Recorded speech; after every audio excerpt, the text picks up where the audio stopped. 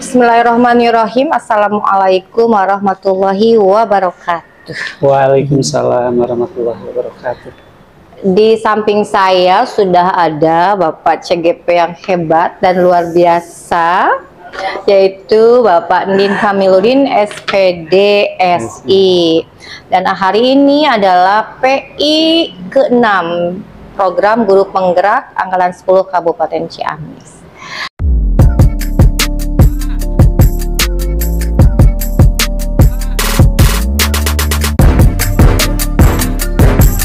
Assalamualaikum Pak Haji, apa kabar? Waalaikumsalam Ibu, kabarnya baik. Ibu baik, bagaimana ya? Kabarnya? Sama, selalu sehat dan bahagia tentunya ya. Iya baik Bapak, seperti yang sudah kita jadwalkan ya, bahwa hari ini pendampingan individu ke-6 terakhir loh Pak. Ya. Terakhir, bagaimana perasaannya Pak? Lega. Iya baik. Tadi saya sudah menemui Bapak Wakil Kepala Sekolah ya Pak, karena katanya Bapak Kepala lagi tidak ada ya Pak ya? Iya betul, lagi ke Jakarta. Lagi ke Jakarta. Ya, dan beliau tadi mengizinkan untuk berdiskusi seluas-luasnya dengan Bapak hari ini ya. Siap. Ya baik, tentunya Bapak juga sudah tahu bahwa tema kita, tema pendampingan kali ini adalah refleksi perubahan diri ya, dan dampak pada pendidikan. Nah, yang pertama, kemarin kan Bapak sudah membagikan angket ya, survei ya. Sudah ya. Sudah ya. Siapa saja yang kebagian mengisi itu Pak? Respondennya? Ya. Yang pertama kepala sekolah, kemudian rekan sejawat sebanyak 5 orang, kemudian siswa sebanyak 5 orang. Nah, berdasarkan hasil survei tersebut ya Pak ya, menurut para responden, yang pertama dari Bapak Kepala Sekolah dulu deh, hal apa dari kompetensi guru penggerak yang perlu dikembangkan dari diri Bapak? Baik Ibu, kemarin itu setelah saya analisa hasil responden dari kepala sekolah itu, sebetulnya pas awal yang untuk pengembangan diri, pengembangan orang lain, kemudian kepemimpinan pembelajaran, kemudian yang mengenai kepemimpinan manajemen sekolah, dan juga kepemimpinan masalah pengembangan sekolah. Nah, kemarin ada, sebetulnya saya juga kaget gitu, ketika melihat hasil penilaian dari kepala sekolah itu, hampir semuanya skornya 4 gitu. Itu padahal saya sendiri berdasarkan yang di refleksi diri, evaluasi diri. Itu yang hasil penilaian saya belum merasa seperti itu. Akan tetapi mau tidak mau itu harus diterima, karena yang lebih objektif itu penilaian itu dari orang lain. Ya saya bersyukur sekali, tapi itu menjadi motivasi, menjadi modal untuk saya bagaimana saya mempertanggungjawabkan hasil penilaian dari pimpinan lembaga saya itu. Kemarin ada satu sih yang 3, terutama dalam ini untuk manajemen sekolah ya, itu terutama dalam pelibatan orang tua siswa, itu masih dapat grade 3 gitu, itu skornya 3, tapi yang lainnya alhamdulillah beliau memberikan saya poinnya 4 semua gitu. Jadi mungkin karena dengan penafsiran mengenai keterlibatan orang tua siswa itu kan tidak setiap saat gitu, artinya insidentil sih itu sebetulnya. Jadi tetap kemarin itu nilainya itu 3, tapi sebelumnya itu 2 gitu. Nah itu, tapi sekarang mungkin dia berdasarkan pengamatan, kemudian saya minimal pelayanan terhadap orang tua siswa yang anaknya diwali kelasan oleh saya gitu. Intinya saya sering mengadakan pertemuan gitu ya, mungkin itu referensinya dari sana. Oke, baik. Terus menurut rekan sejawat seperti apa? Nah, untuk rekan sejawat ya, kemarin saya kaget juga ya, itu poinnya 4 semua gitu. Masya Allah. Itu nggak tahu lah, teman-teman ya udahlah, sudah udah cukup, gimana lagi gitu.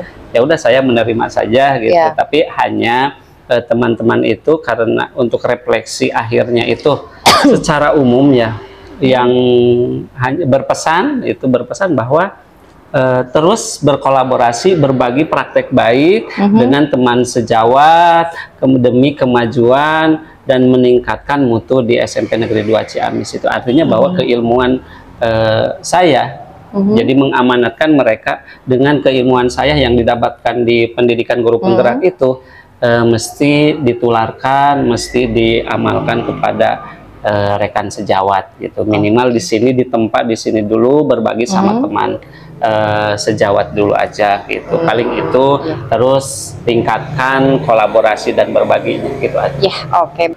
Menurut siswa gimana tuh? Kalau menurut siswa, kemarin kan misalkan untuk yang mendatangkan guru tamu ya, guru tamu ke kelas itu saya diberi skornya kalau ini 3 ya, itu juga ya. Itu karena apa? Karena emang saya jarang mendatangkan orang tua untuk menjadi guru tamu gitu. Tapi kemarin saya coba, kemarin ada ya untuk khusus di kelas saya juga mendatangkan anak orang tua siswa. Ada yang bekerjanya di rumah sakit, kemudian ada yang di percetakan, kemudian ada yang juga di travel. Ya coba di jam terakhir saya itu ya berbagi pengalaman, memotivasi mereka. Kemarin baru minggu-minggu kemarin sih ada ya. Artinya kemudian yang selanjutnya ketika itu yang penggabungan kelas, itu penggabungan kelas ya emang siswa merasa itu masih jarang dilakukan. Artinya bahwa ketika mengajar ya tetap saya sesuai dengan jadwal dan tidak menggabung-gabungkan kelas gitu. Terus yang terakhir itu untuk yang apa ya, ada satu lagi itu ketika mengajak rekan sejawat. Itu kan ya dalam artian rekan sejawat melihat proses pembelajaran saya gitu. Nah itu masih belum konsisten ya, belum konsisten melibatkan mereka juga. Tapi ya saya juga ketika di MGMP seperti itu ya paling di sana aja sih. Iya. Tadi hampir sempurna gitu ya. Hampir 4 ya semuanya ya. Ini kepercayaan itu ya Pak, yang mahal itu Pak. Betul. Tapi tadi kata Bapak yang dikasih poin 3 oleh kepala sekolah itu pelibatan orang tua ya. Nah, apa rencana Bapak ke depan supaya misalkan nanti walaupun tidak ada lembar survei seperti ini, tapi bisa meningkat gitu jadi 4 gitu. Ada rencana ke sana? Saya coba ya, karena ini merupakan terobosan baru, artinya bahwa kita ada yang istilahnya memanfaatkan modal aset. Nah di sini memanfaatkan modal aset ya, rencana saya ada. Artinya bagaimana? Misalkan saya pengajar IPA. Nah, ketika misalkan saya bagian materi misalkan tentang reproduksi, tentang persilangan. Nah, saya kedepannya akan mencoba memanfaatkan orang tua siswa yang kedokteran, gitu, yang orang tuanya. Jadi didatakan pas bagian ngajar saya, itu artinya dikolaborasikan, dihadirkan kalau dia ada waktu, dan juga ya tentu itu harus dikomunikasikan dulu rencananya seperti itu. Atau misalkan sekarang ada pelajaran IPS tentang ekonomi, bisa menghadirkan orang tua yang bergerak di bidang ekonomi seperti itu. Kedengarannya menarik ya Pak ya, soalnya biasanya kalau ada orang baru, anak-anak itu semangat ya. Ya itu betul. Jadi kalau ketemu lagi gurunya ini gitu ya. Ya itu karena dengan kita kayaknya suka tidak suka ya ditelan aja gitu. Cobalah kita mencoba melayani anak dengan memanfaatkan aset yang ada terutama dari pihak modal sosial gitu, dari orang tua. Wah, ini ngomong-ngomong aset, nanti setelah ini kita akan ngomongin aset ya. Nah, sekarang nih Pak, kan sudah 6 bulan ya Bapak ikut PGP ini, berarti ilmunya udah banyak tuh ya. Nah, setelah menjalani 6 bulan proses pendidikan guru penggerak ini, perubahan apa yang Bapak rasakan yang berkaitan dengan kompetensi Bapak langsung gitu? Ya, baik, untuk masalah perubahan, terutama dalam kompetensi, artinya bahwa dari pengembangan diri, artinya dengan banyak ditempa berbagai ilmu, saya merasa pemahaman, wawasan saya tentang bagaimana pelayanan terhadap murid ya, artinya bahwa saya harus tetap terus mengembangkan, mengupgrade ya keilmuan saya, terutama dalam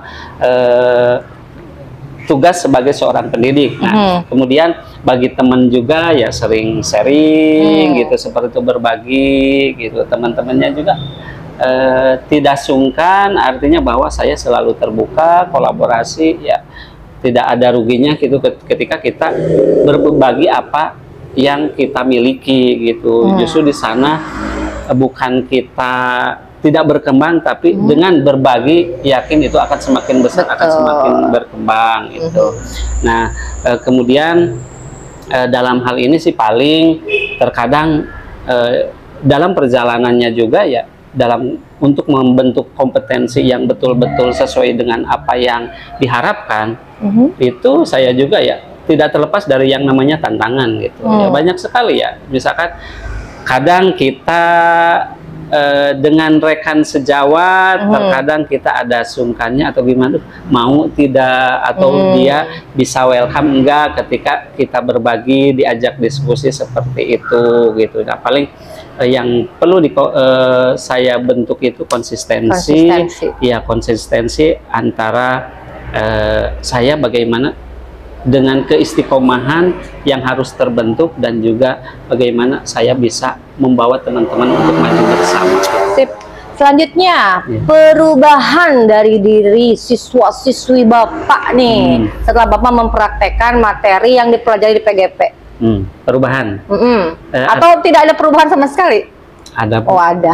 Ada perubahan siswa itu, artinya bahwa ketika terutama ini yang paling melekat itu masalah pembelajaran diferensiasi dan juga PSE ya. Nah, itu artinya bahwa saya ketika adanya modul itu, materi itu tentang pembelajaran berdiferensiasi, oh ternyata betul kenapa selama ini siswa antusiasnya kurang, kemudian minatnya kurang, karena kita dari awalnya tidak mengidentifikasi proses itu. Ternyata setelah mendapat keilmuan dari PGP itu tentang pembelajaran diferensiasi yang berawal dari penilaian awal atau asesmen awal, ternyata saya menerapkan itu, oh ternyata seperti asik loh, itu ternyata luar biasa sekali. Kalau di PPG tuh akar masalahnya apa?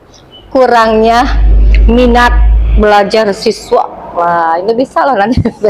Ini kurang, kenapa nanti tuh dicari kan akar masalahnya apa, diidentifikasi dan seterusnya. Jadi bisa jadi buat sebuah PTK nih kayaknya Bapak ya. Jadi judulnya itu, nyapanya judulnya yang enak, meningkatnya minat belajar siswa pada mata pelajaran IPA. Ya, dengan menerapkan pembelajaran berdiferensiasi terintegrasi KSE pendidikan atau PSE atau KSE ya, sosial emosional di kelas 9, kelas 8. Nah, seperti itu bisa ya jadi best practice tuh Bapak buat. Ya, baik. Jadi anak-anak lebih itu ya Pak ya, lebih meningkat lagi minat belajarnya. Ya, betul. Karena kita mengidentifikasi, oh ternyata kelas ini mayoritas itu minat belajarnya atau cara belajarnya visual. Ini kinestetik gitu. Nah, jadi oh mayoritasnya ini artinya kita harus menerapkan model pembelajaran yang cenderung sumber belajarnya banyak sesuai dengan minatnya gitu. Nah, selama proses nih dari awal sampai sekarang sebetulnya lebih dari 6 bulan ya Pak ya. Ya. Tapi kita hitungnya dari loka 0 aja deh. Ya. Nah, dari loka 0 sampai detik ini itu kan udah 6 bulan Bapak ya. Ya. Nah, hal apa yang menurut Bapak sangat membuat Bapak puas, senang gitu? Itu yang pertama. Ya. Yang kedua, hal apa yang menurut Bapak sangat menantang di PGP ini? Ya. Yang sangat puas dan menyenangkan, kemudian terasa itu saya itu yang pembelajaran berdiferensiasi, karena saya selama ini belum pernah melakukan asesmen awal itu. Ternyata dari situ menjadi jalan bagi saya untuk bagaimana saya bisa mengolah, berinovasi, kreatif dalam mentransferkan ilmu saya terhadap siswa saya itu. Betul. Kemudian yang paling menantang apa ya? Yang paling menantang itu yang ini yang visi misi, kemudian yang modul terakhir itu cara mengambil keputusan. Nah, itu artinya karena saya itu melibatkan 3 lembaga pendidikan ya, itu harus mewawancarai, menggali itu informasi bagaimana seorang leader ya, seorang kepala sekolah itu dalam mengambil sebuah keputusan di lembaganya. Artinya bahwa antara sekolah 1, sekolah 2 dan sekolah 3 itu jelas itu gaya mengambil keputusannya itu berbeda-beda. Artinya ya unik sekali. Saya suka. Jadi artinya bahwa saya juga jadi tertantang, kemudian lebih ingin menggali bagaimana menjadi seorang pemimpin itu melihat dari referensi mereka gitu. Oh, ternyata gini ketika masalah seperti ini. Oh, pimpinan ini ternyata hal simpel, ternyata pengambilan keputusannya ternyata dibikin ribet atau gimana gitu, dibikin tidak seperti biasanya gitu. Jadi banyak sekali gitu hal-hal yang didapatkan. Iya, oke, baik. Selanjutnya nih Pak, tentang yang kemarin tuh pemetaan aset. Ya. Sudah dilaksanakan di sini kapan? Sudah ya, beberapa minggu ke belakang gitu ya. Aktor yang terlibatnya siapa saja Aktor Bapak? yang terlibatnya saya itu melibatkan yang pertama jelas kepala sekolah, kemudian rekan sejawat. Berapa orang?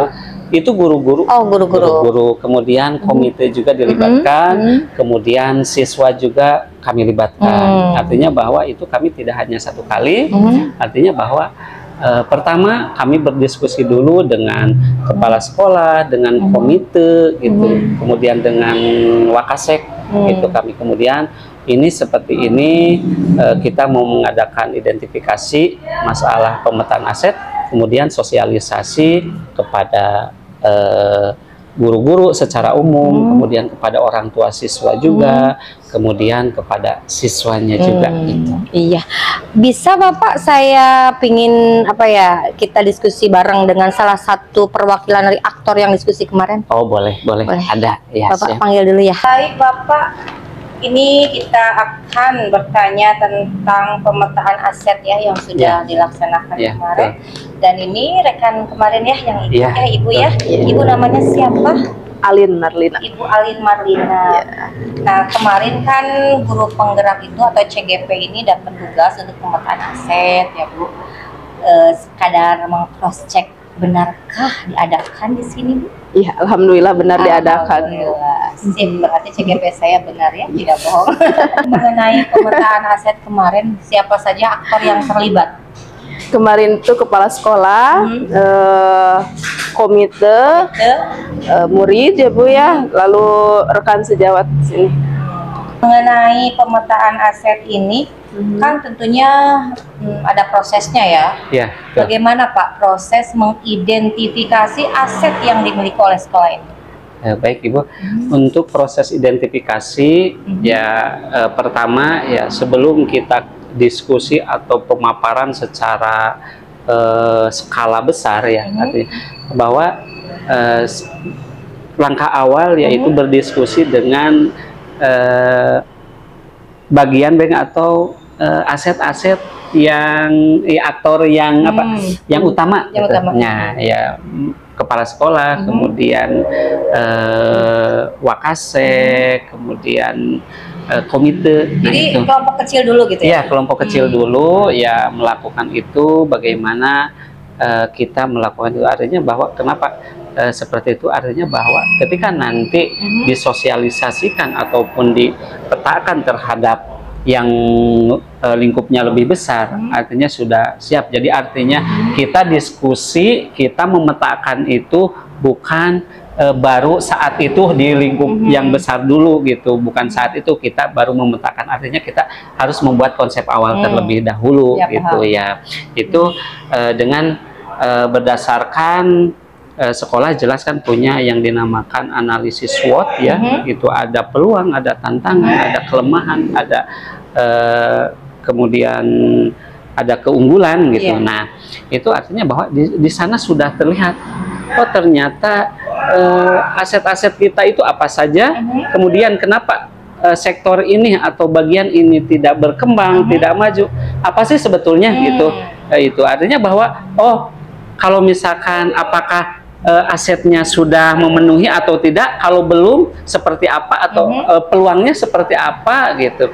Jadi kami awalnya merencanakan seperti itu, melakukan diskusi dengan aktor-aktor yang utama dulu. Iya, baik. Kemarin kan yang ikut terlibat dalam diskusi itu bukan hanya kepala dan guru-guru saja, tapi ada dari luar juga kan? Iya, betul. Ada murid-murid juga. Iya. Gitu. Nah, selama ini yang mereka pahami kan aset itu berhubungan dengan finansial ya? Iya. Iya, betul. Sama seperti itu ya Pak ya? Iya, iya betul ya, bahwa itu kita tidak bisa menafikan bahwa selama ini saya pun ya mengalami hal itu gitu. Tetapi setelah ditempa di PGP tentang modul itu, oh ternyata yang dinamakan aset itu bukan sekedar finansial saja gitu, ternyata kan banyak gitu ya. Ada berapa banyak itu Pak? Ada 7. Oh iya, Bapak kan CGP, Ibu juga sama ya CGP ya? CGP. Ya, ada 7 ya kebetulan ya. Bisa disebutkan? Oh bisa, yang pertama ada aset manusianya, sosial, politik, kemudian fisik, kemudian lingkungan, alam, kemudian agama dan budaya. Satu lagi teh. Oh iya, itu lupa ya. Oh. 7 ya. Terlupakan. Nah, terus ketika diskusi kemarin itu, apakah semua yang 7-7-nya ada? Semua yang 7-7-nya ada. Ada ya? Ada. Bisa dijelaskan Bapak? Oke. Manusia yang pertama kan lingkungan intern dulu ya. Aset manusia itu kan ada kepala sekolah, ada guru, ada murid, ada komite juga gitu, dan juga ada sekolah maksudnya? Sama ada staf tata laksana, ada penjaga sekolah, bahkan ada orang tua juga. Itu aset sekolah, manusia. Ya. Kalau sosialnya ya tadi masih berkaitan dari maaf, kalau aset manusia itu kan tadi guru ya salah satunya. Ya. Gimana di sini gurunya untuk kan ada Bapak misalkan mapelnya IPA sudah linear ya Bapak ya? Sudah. Kalau Ibu seni budaya. Sudah linear juga. Sudah. Jadi semua guru sudah linear ya? Iya, di sini sudah linear. Asetnya berarti bagus ya. Untuk yang sudah linear. Terus tentang yang mendapatkan sertifikat guru profesional berapa persen? Sudah 90%. 90% ya. 90% sudah mendapatkan guru profesional. Sisanya on proses gitu. Yang sisanya on proses 10% lagi. Itu untuk aset manusia. Ya. Dari aset muridnya bagaimana? Aset muridnya artinya bahwa di sini muridnya alhamdulillah dari latar belakang ekonomi yang menengah ke atas juga ya. Karena di sini ya bisa dibilang sekolah kota ya, kota ya. Nah itu kota kan ya, bukan katakan. Ya, artinya bahwa itu murid yang masuk ke sini, input ke sini itu ya betul-betul ya murid yang kalau dilihat itu ya dari sokongan dari ekonomi keluarga, kemudian chef lah ya. Ya seperti itu. Meskipun ya ada ya beberapa persen ya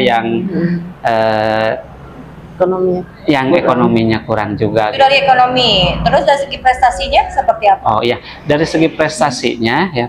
Untuk dari segi prestasinya kebetulan di sini kami dalam proses penerimaan peserta didik baru juga itu kami mengadakan dari jalur prestasi, baik nilai akademik ataupun non akademik. Nah, di sana yang non akademik itu seperti apa? yang non akademik itu bola voli, ya, kemudian sepak bola, kemudian ada yang individu, ada bulu tangkis, ada karate, ada taekwondo, seperti itu, bahkan ada apa? Panahan, ada juga itu. Tari vokal Tari juga ada. vokal. Jadi olahraga ya, Ya. dan juga seni ya. Ya, kebetulan di sini kami pun karena itu berjubel ya, berjubel, yang mau daftar ke sini itu berjubel, ya kami pun ya harus selektif.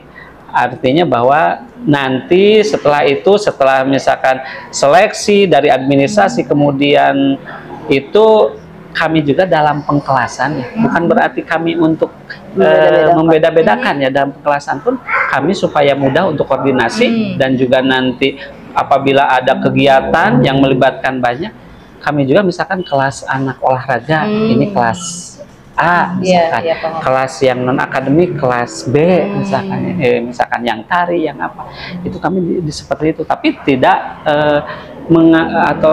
tidak memproklamirkan bahwa ini kelas olahraga, tidak, tapi hanya itu mah intern di sekolah aja gitu.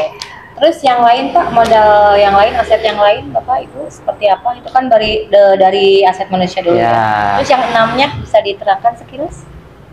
Mungkin dari modal fisik ya Bu ya, di sini alhamdulillah sudah ada ruang kelas sebanyak 27 ruang, memenuhi alhamdulillah. Lalu adanya lab IPA, lab komputer 3 ruang, lalu ada ruang kesenian. Ruang kesenian ada juga di atas, di belakang ya. Lalu masjid sudah ada, perpustakaan alhamdulillah sudah memenuhi. Lalu WC murid mungkin perempuan dan laki-lakinya sudah ada, sarana olahraganya sudah ada. Oke, yang ketiga aset apa lagi? Sosial. Sosial seperti apa? Sosial itu ya artinya yang melibatkan dari luar ya. Ya misalkan bisa saja orang tua juga. Orang tua selain masuk ke aset manusia, ya artinya bahwa kita harus ada kolaborasi, harus ada kerjasama antara orang tua dengan pihak sekolah. Kemudian aset sosial yang lainnya bisa dengan instansi, itu seperti itu. Meskipun nanti instansi masuknya ke politik juga itu, ya. Jadi bisa masuk ke sini, bisa nggak ke sana. Ya, yang keempat. Aset lingkungan alam ya. Ya, lingkungan di sini ya secara visual ya. Di sini bahwa lingkungannya alhamdulillah ramah dengan misalkan tumbuh-tumbuhan, kemudian fasilitas-fasilitas untuk yang utamanya itu ya bisa memenuhi lah. Artinya bahwa bagaimana lingkungan ini tertata dengan baik, kemudian dimanfaatkan dan difungsikannya sesuai seharusnya, sesuai keharusannya. Gitu. Artinya bahwa di sini juga kami misalkan untuk sarana lingkungan untuk pemenuhan kebutuhan siswa, misalkan dari kantin seperti apa, kami udah ada di dalam. Jadi artinya anak tidak jajan keluar. Yang kelima itu agama dan budaya ya, keagamaan. Seperti apa Ibu? Kemarin waktu tentang aset di sini tentang keagamaan dan budaya ya.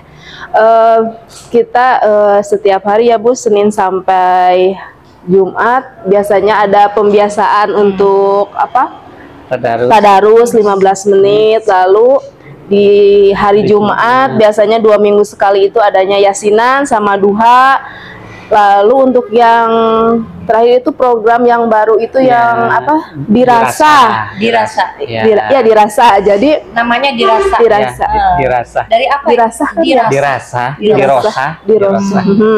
Jadi setiap tingkatan itu misalnya minggu sekarang untuk kelas 9 yang laki-laki di aula dan yang laki-laki di masjid, yang perempuan di aula, ya, mendatangkan ustadz yang lain. Kelas lain tadarus di kelas masing-masing seperti itu. 1 jam pelajaran tapi kalau yang dirasa. Jadi mendatangkannya ustadz di luar. Agama dan kebudayaan. Ya, budayaannya kalau untuk kebudayaannya misalkan ketika kita fiksi yang seperti itu ya, yang menunjang terhadap anak, ya kita mendatangkan pelatih dari luar, seni dari luar. Yang keenam, itu finansial. Finansial itu ya artinya bahwa kita di sini didukung oleh pemanfaatan dari bos, ya bos karena kemudian sekarang juga bos kan reguler, ada ya dan bos kinerja juga ya. Ada bos kinerja juga. Yang terakhir berarti politik ya. Politik. Gimana tadi yang aspek politik, yang aset politik di sini? Yang aset politik kita setidaknya bekerja sama dengan lembaga-lembaga ya, instansi, misalkan dengan dewan, dengan pemerintah setempat, dengan puskesmas, pokoknya yang intinya ada birokrat ya, dengan birokrat artinya bahwa alhamdulillah sekarang misalkan dari sisi kesehatannya, dari sisi pendidikannya, dari sisi kejaksanaannya juga, BNN-nya juga, yaitu kami betul-betul melakukan kerjasama. Nah tadi melakukan kerjasama dengan BNN kata Bapak ya.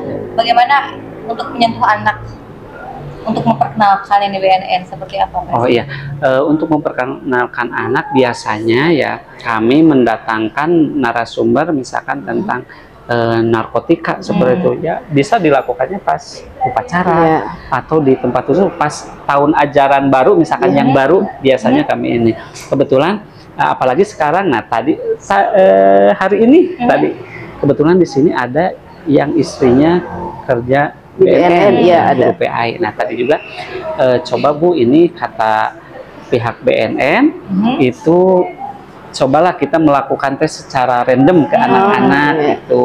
Nanti itu ya itu silent sih maksudnya, jadi di random itu seperti itu. Jadi ingin mengidentifikasi seperti apa gitu anak-anak tingkat SMP. Itu tadi itu ada tawaran. Jadi betul-betul asetnya ya harus dimanfaatkan betul-betul. Nah sekarang apa yang Bapak Ibu rasakan atau perasaan Bapak Ibu seperti apa setelah wah ternyata di sekolah kita asetnya banyak nih, dan kita harus lebih mengembangkan lagi, lebih memanfaatkan lagi. Bagaimana perasaan saya setelah mengidentifikasi aset, ternyata ini merupakan salah satu modal yang kuat, modal yang besar bagaimana untuk meningkatkan mutu sekolah. Ya, bahwa sayang gitu ketika aset yang ada sangat mendukung sekali, tapi kita tidak memaksimalkan dan tidak bisa memanfaatkan. Nah artinya dengan ini semakin terpacu, oh ternyata bisa semakin gitu. Terpacu gitu kan? Iya, semakin kalau terpacu. Ibu sendiri bagaimana nih perasaan Ibu setelah wow, banyak nih.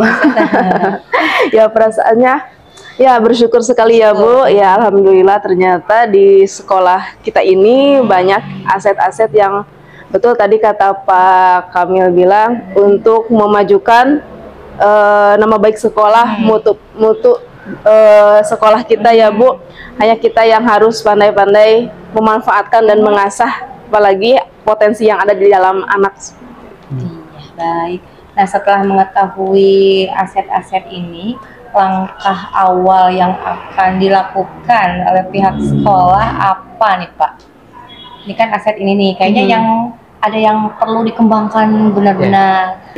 Langkah awal sesuai dengan kemarin pemetaan, artinya bahwa kira-kira di bagian mana yang perlu ditingkatkan, perlu disempurnakan. Nah, jadi membuat skala prioritas itu, mana yang perlu diprioritaskan terlebih dahulu tanpa melupakan pemanfaatan aset yang sudah dicapai dan sudah maksimal, tanpa mengabaikan itu, tetap yang itu harus dipertahankan. Siapa yang membuat yang tadi ada skala prioritas, mana yang didahulukan, mana yang tidak? Yang membuatnya, ya kepala sekolah, kemudian bersama Wakasek dan penanggung jawab programnya itu. Karena sudah direncanakan Bapak, maaf saya motong terus. Sudah direncanakan belum kapan waktu akan dimulainya? Oh itu, kebetulan kan sekarang tahun ajaran baru ya, itu juga ya bisa ada hal yang bisa dirubah. Saat ini ada yang tidak, artinya bahwa untuk yang bisa dirubah artinya bisa secepat mungkin gitu. Kalau yang tidak bisa dirubah nanti misalkan di perubahan atau Bapak, Ibu, barusan sudah mendengar, Masya Allah ya, ikut bahagia juga. Kalau saya jadi guru di sini, saya merasa lebih percaya diri untuk melangkah tentunya, karena katanya asetnya kan luar biasa sekali. Alhamdulillah. Itu kan, memang kita jangan berbasis kekurangan kan, harus berbasis aset yang ada. Betul. Nah ini kan sedang berandai-andai jika saya di sini kayaknya enak banget melangkah ya, asetnya sudah tersedia banyak sekali. Ibu terima kasih telah bersedia menemani CGP saya untuk berbincang-bincang. Kalau misalkan Ibu masih ada kesibukan lain, saya berserah. Sama-sama Ibu. Iya baik Bapak, alhamdulillah ya barusan saya telah mendengar secara langsung, bukan dari Bapak saja tapi dari rekan ya, tentang pemetaan aset di sekolah. Nah kita lanjutkan ya Pak, ada satu hal lagi nih. Ini tentang persiapan panen hasil belajar. Karena setelah loka 6, 2 minggu kita langsung panen kan? Betul. Hasil belajar. Nih ide apa yang Bapak persiapan untuk hasil belajar nanti, untuk panen hasil kalian nanti? Baik Ibu, untuk masalah ide untuk panen karya ya di loka 7 ya. Artinya bahwa saya bersama teman satu kelompok itu sudah mencoba merancang apa sih yang mesti disuguhkan ya. Artinya bahwa tidak usah muluk-muluk, artinya sederhana tapi mengena gitu. Nah, dalam artian di sini yang perlu kita publikasikan itu jangan sampai mengada-ngada hal yang tidak dilakukan ketika pendidikan guru penggerak. Artinya bahwa ketika kita panen karya, yang disuguhkan kepada yang kita tanam itu artinya bahwa misalkan bagaimana kita mampu memvisualisasikan perjalanan kita selama PGP 6 bulan itu ya. Apa saja sih sebetulnya yang dikerjakannya, bentuk karyanya seperti apa, ya itu saja sih, tidak ini ya, tidak terlalu banyak. Kemudian yang paling utama ya, kemarin juga saya punya angan-angan itu bagaimana kegiatan selama PGP itu mampu dibuat dalam sebuah video gitu. Jadi itu yang akan dipamerkan nanti ya? Iya itu, jadi kegiatan lokal, kemudian PI seperti ini, makanya nanti ya saya minta bahannya dari aduh ujung-ujungnya gitu. Nah sebelum panen karya itu kan ada materi berbagi nih Pak. Ya, nanti kelas berbagi itu misalkan kelompok kita 7 orang kan? Ya betul. Nah itu bagaimana prosesnya, mungkin dikocok, misal dari hasil kocokan itu nama Bapak nih yang keluar. Apa yang akan Bapak sodorkan di hadapan para KS dan mungkin ada pengawas nanti tentang program yang akan dilaksanakan di sekolah dari hasil PGP ini, berarti yang berpihak pada murid kan tentunya. Betul, apa yang akan Bapak suguhkan nanti? Kebetulan ya kemarin saya sudah buat yaitu programnya GTP Lingsek ya, itu artinya bahwa kami bagaimana merubah karakter dan bagaimana program-program di sekolah ini mengedepankan tentang perubahan karakter, terutama dalam kepekaan dan peduli terhadap lingkungan sih, saya itu seperti itu. Jadi misalkan nanti untuk dipaparkan, ya kebetulan kemarin juga sudah membuat mind map-nya seperti apa, hanya 1 lembar saja, itu ya bagaimana aksinya seperti apa ketika diterapkan di sekolah. Baik. Nah, misal ini dari 7 orang ini, itu kan kalau salah satu ya, misalkan itu dari program Bapak aja, atau bisa jadi dalam satu PPP itu 7-7-nya disebutkan ya programnya, atau gimana ya bagusnya menurut Bapak nih? Nanti kan ada kelas berbagi ya.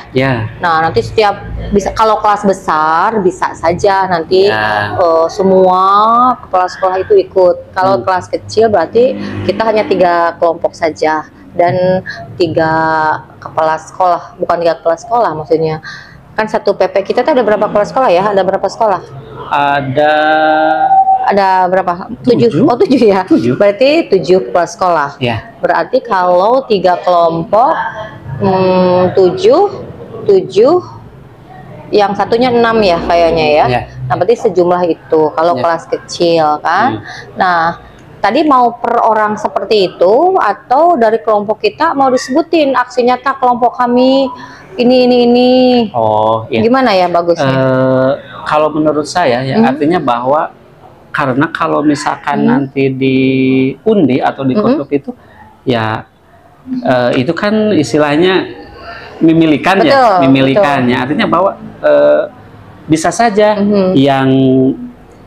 yang lebih bagusnya programnya ternyata yang ini gitu. Artinya kalau saya ya kalau boleh ini masih masukan bahwa dalam satu kelompok itu yang 7 orang itu programnya seperti apa. Nah, itu bisa kan nanti dalam satu kelompok itu saya yakin ada yang beririsan gitu. Nah, dalam itu misalkan yang beririsan bisa diwakili nanti dikasih tambahan apa gitu. Artinya makanya kalau saya itu lebih baik program itu dibuat mapping ya 1 lembar saja. Artinya nanti dari 7 CGP itu si program itu bisa hanya berapa slide ya, 1 slide atau 2 slide itu artinya bahwa hasil dari kolaborasi dari satu kelompok itu kayaknya lebih efektif kemudian semuanya terwakili gitu. Itu ide yang bagus.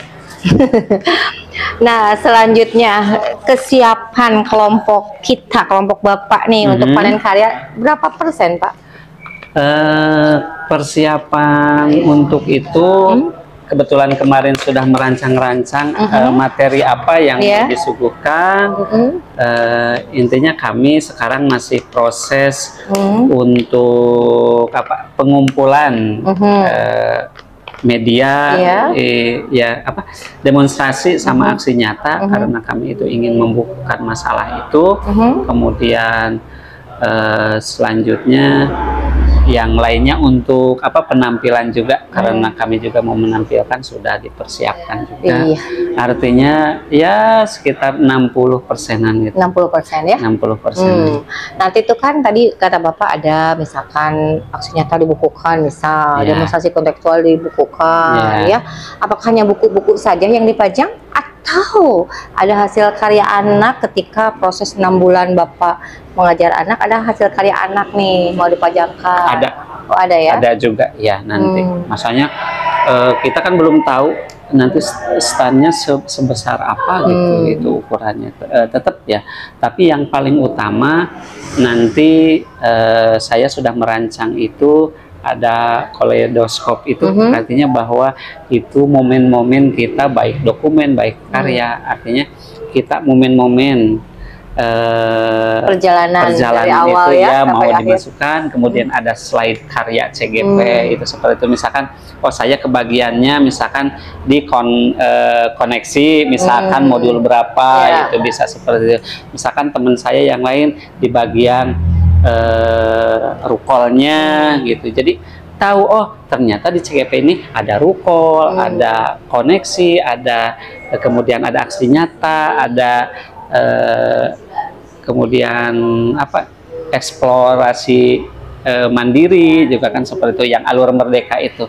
Artinya bahwa kita secara tidak langsung nggak usah keluar-keluar, tapi dengan dibuktikan dengan dokumen yang berbicara gitu, mereka akan lebih paham. Mudah-mudahan sukses ya Pak ya. Amin, amin, karyanya. Ya. Terakhir nih karena ini PI terakhir Pak. Ya. Silakan Bapak ungkapkan berbagai hal perjalanan Bapak selama 6 bulan terakhir ini. Ya, baiklah. Jadi yang paling utama dan pertama juga dengan mengikutinya program PGP ini ya, saya sebagai CGP yang paling pertama saya mengucapkan alhamdulillah dan bersyukur atas kesempatan ini bahwa PGP ini ternyata mampu menempa saya, mampu mengupgrade saya untuk bagaimana saya bisa menjadi seorang yang memiliki profesi sebagai pendidik untuk senantiasa lebih memajukan, lebih mengakomodir siswa-siswi kami dan juga lebih mampu berkolaborasi dan berbagi dengan teman-teman kami, dan juga setidaknya mampu memberikan sumbangsih untuk kemajuan sekolah kami. Karena di kegiatan PGP yang selama 6 bulan ini jelas luar biasa. Jadi sangat rugi apabila Bapak Ibu guru yang tidak masuk mengikuti program guru penggerak, ya sangat rugi sekali ya. Itu jangan takut bahwa PGP ini bukan sebuah kegiatan yang bikin kita horor, bikin kita takut, bikin kita disibukkan lebih. Tidak, karena PGP itu menyenangkan. Itu pengalaman ya, asalnya ya, horor. Asalnya horor, tapi ternyata ketika udah masuk menyenangkan. Jadi enjoy. Ya? Segala sesuatu kan kuncinya itu dibawa happy. Iya, baik Bapak, terima kasih banyak. Tadi kalau Bapak mengucapkan alhamdulillah, saya juga alhamdulillah aja lah. Padahal aduh, ini hari terakhir ya saya kesini ya. Betul. Dan satu lagi, saya terima kasih sekali dengan Ibu Maya Sopa sebagai guru ya atau pengajar praktik saya yang selama ini selama 6 bulan membimbing saya, memberikan masukan, memotivasi saya, berbagi pengalamannya. Alhamdulillah, terima kasih Ibu atas bimbingannya, atas ingatannya, atas motivasinya bahwa kegiatan ini luar biasa sekali ya Ibu.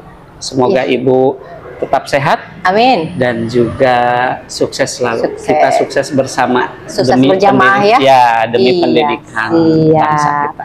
Ya baik Bapak, Bapak juga sama, tetap sehat, tetap bahagia, sukses, dan bisa melaksanakan apa-apa yang sudah Bapak dapatkan di PGP ini, especially materi PSE-nya ya Pak ya. Jangan sampai dianggap sepele, karena itu sosial emosional. Kalau menurut saya pribadi itu paling penting dari keseluruhan materi. Ya, betul. Ya Bapak, terima kasih banyak. Assalamualaikum. Waalaikumsalam.